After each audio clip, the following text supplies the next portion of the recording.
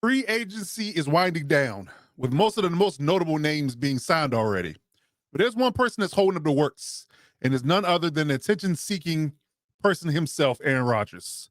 So let's discuss what teams are in the running to get him and what teams will be the best fit for him to play in 2025. Let's go.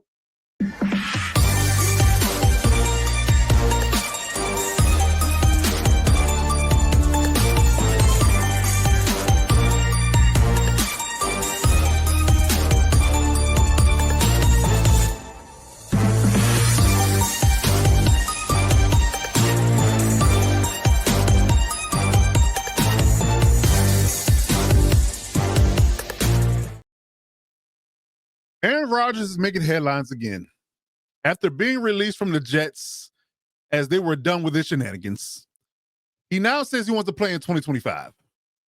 So there are three teams are in quote unquote in the hunt for Rodgers' services. So let's talk about best fits for the aging quarterback. I mean, at 41 years old, he wants to be a starter for one of three teams. So let me start off by saying this. I'm going to preface this by saying that how many times are we going to go through the process of trying to date the toxic girl before you realize that she's no good for you? There are teams in the league so desperate for quarterback attention that they're convincing themselves that they can make Aaron work. But as my lovely grandmother told me when I was a young boy, when people tell you who they are, believe them. And Aaron has showed his proverbial ass to two teams at least at this point, and you want to sign up for that going forward. I don't understand it. I don't get it. But countless times he showed you who he is, but you keep giving him chances. I don't understand.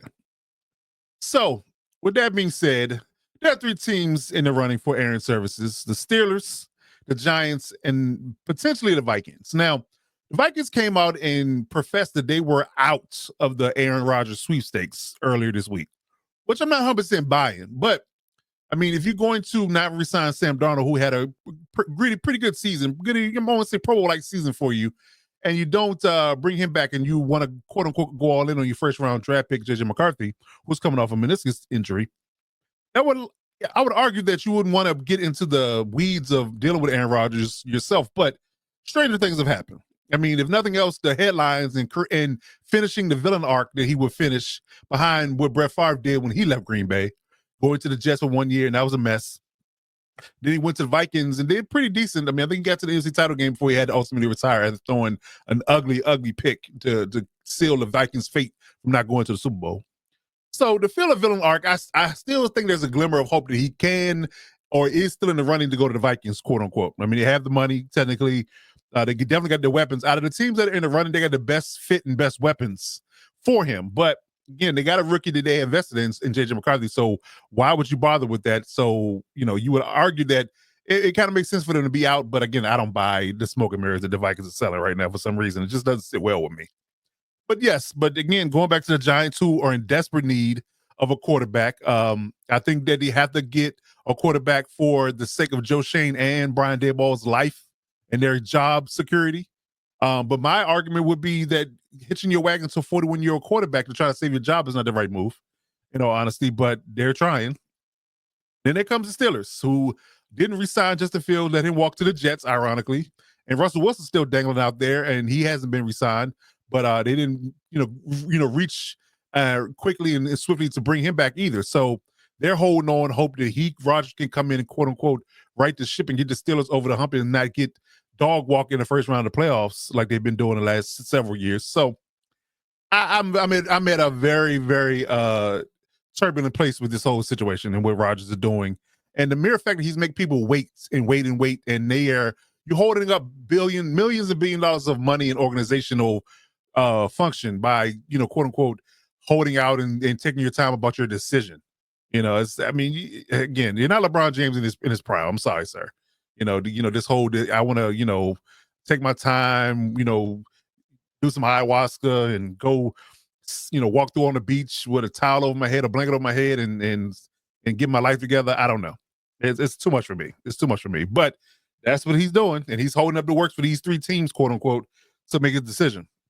So getting it down to what these teams should do. I'm going to give you my take and my spiel of what these teams should do. and how they should address the Aaron Rodgers situation going forward. I mean, we're like literally almost 30 days from the draft. So at some point, you gotta either go all in and wait, or just decide you're gonna go in a different direction. So let's start with the Vikings. What the Vikings should do is build around JJ McCarthy.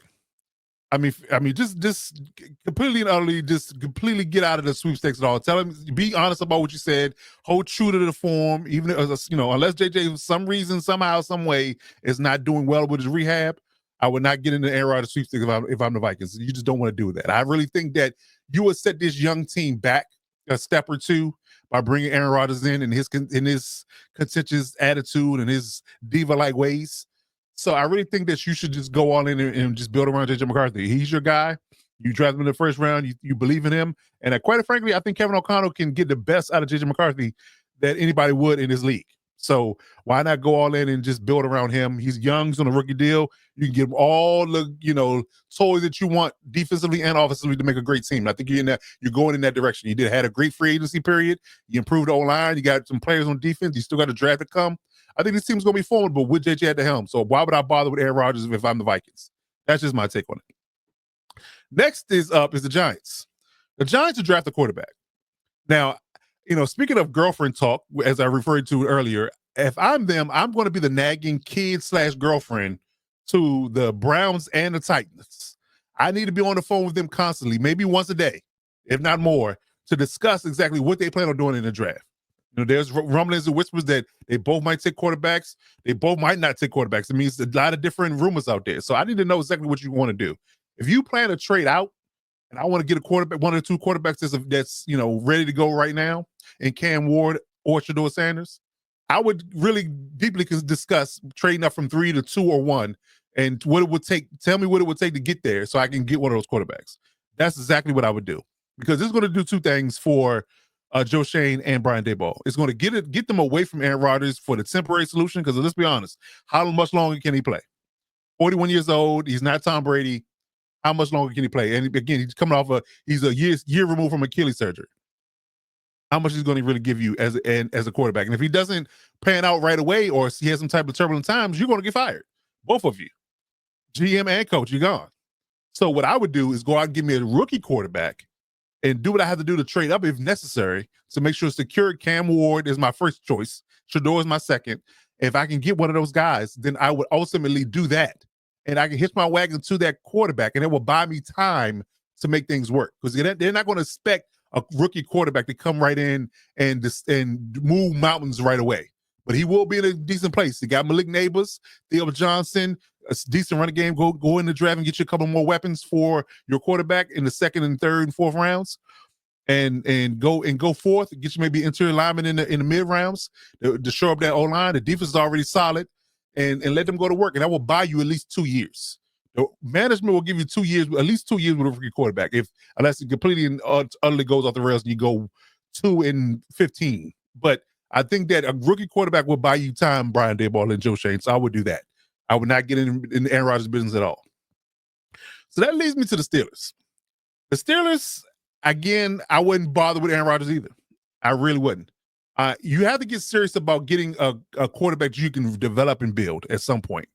So I would do two things if I'm the Steelers. I will resign Russell Wilson, because let's be honest, he did kind of flounder towards the end of the season, but he wasn't bad. Behind a shaky O-line, running game wasn't really hitting, like it should have, but the defense was keeping you in games. I would re-sign Russell as my veteran, as my bridge, and I would draft the quarterback to develop him. I mean, they hosted Jalen Milroe as a dinner guest after he ran a 4.3 40. He's going to need time to develop, but if you draft him behind Russ and let him sit and learn, you might have gotten your prototypical quarterback of the future. But I'm eyeing Jackson Dart if I'm them in the first round. I think Jackson Dart is going to be ready to play in a year or two.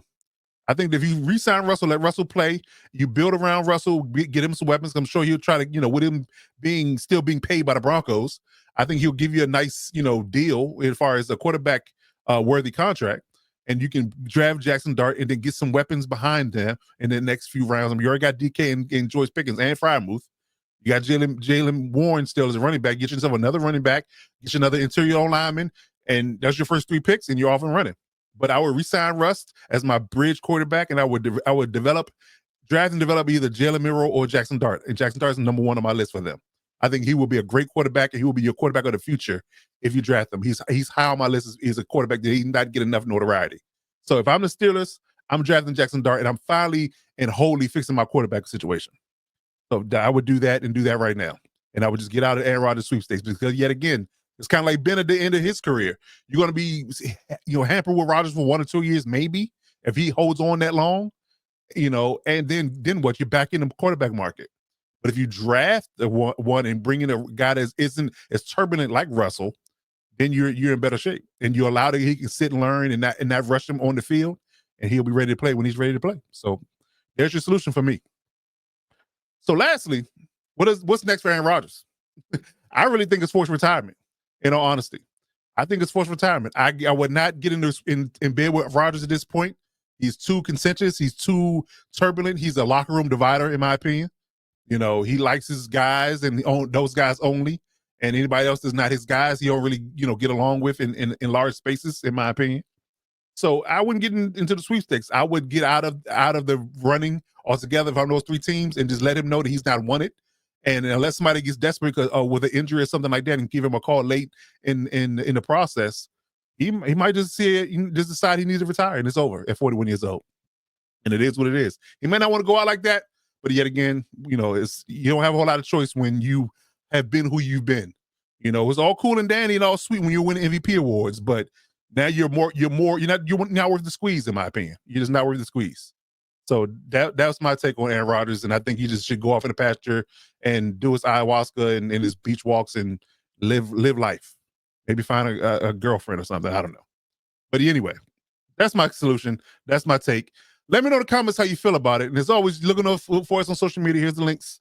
As always, we're doing content Monday through Friday. Lauren couldn't be here today. She had a little bit of an incident that she had to deal with, so she couldn't record with us this time around, but she will be back. So we will get her back at some point to discuss the Steelers with her directly. I know y'all were looking for that today, but it will be back. It's not gone, just going to be delayed. So we'll get to that soon. But like I said, hit that subscribe button. Give me your comments. Let me know how you feel about it. Check us out on social medias. And as always, you got to step up to lock it down.